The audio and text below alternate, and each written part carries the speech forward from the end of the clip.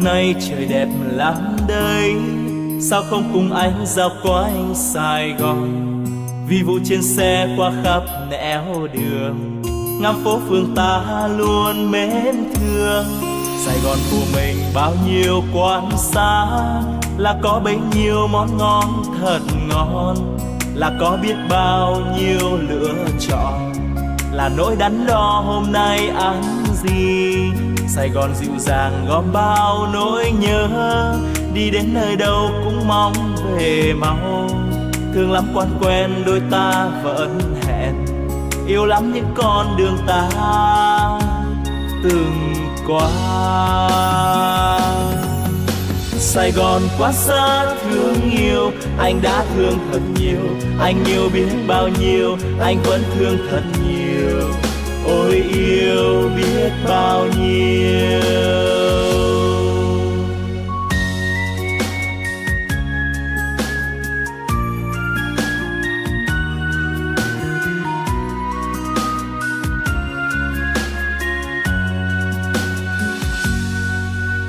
Hôm nay trời nhiều nắng ấm, sao không cùng nhau dạo quanh Sài Gòn.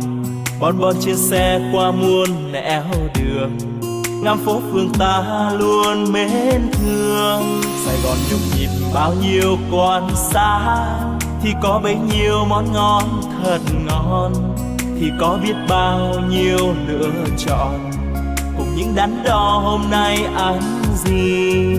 Sài Gòn nồng nàn gom bao nỗi nhớ, đi khắp nơi đâu vẫn mong về mau.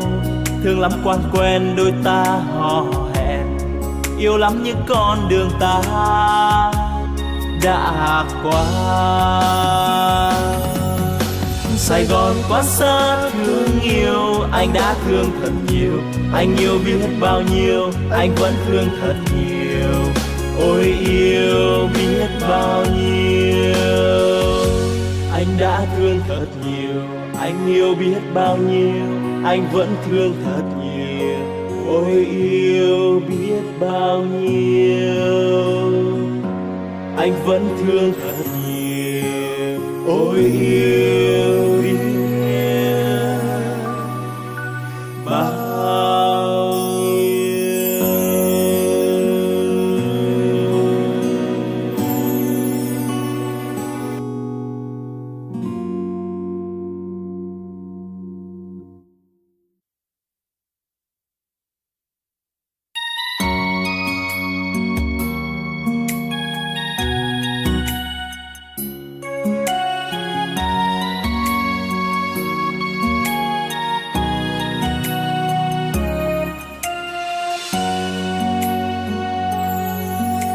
Hôm nay trời đẹp lắm đây, sao không cùng anh dạo quanh Sài Gòn. Vi vu trên xe qua khắp nẻo đường, ngắm phố phường ta luôn mến thương. Sài Gòn của mình bao nhiêu quán xá, là có bấy nhiêu món ngon thật ngon, là có biết bao nhiêu lựa chọn, là nỗi đắn đo hôm nay ăn gì. Sài Gòn dịu dàng gom bao nỗi nhớ, đi đến nơi đâu cũng mong về mau.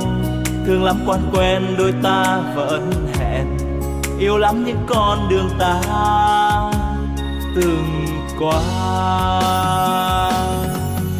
Sài Gòn quá xa thương yêu, anh đã thương thật nhiều, anh yêu biết bao nhiêu, anh vẫn thương thật nhiều.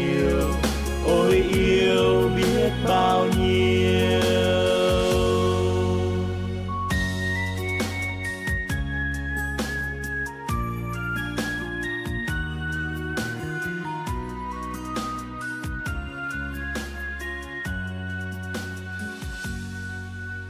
Hôm nay trời nhiều nắng ấm, sao không cùng nhau dạo quanh Sài Gòn.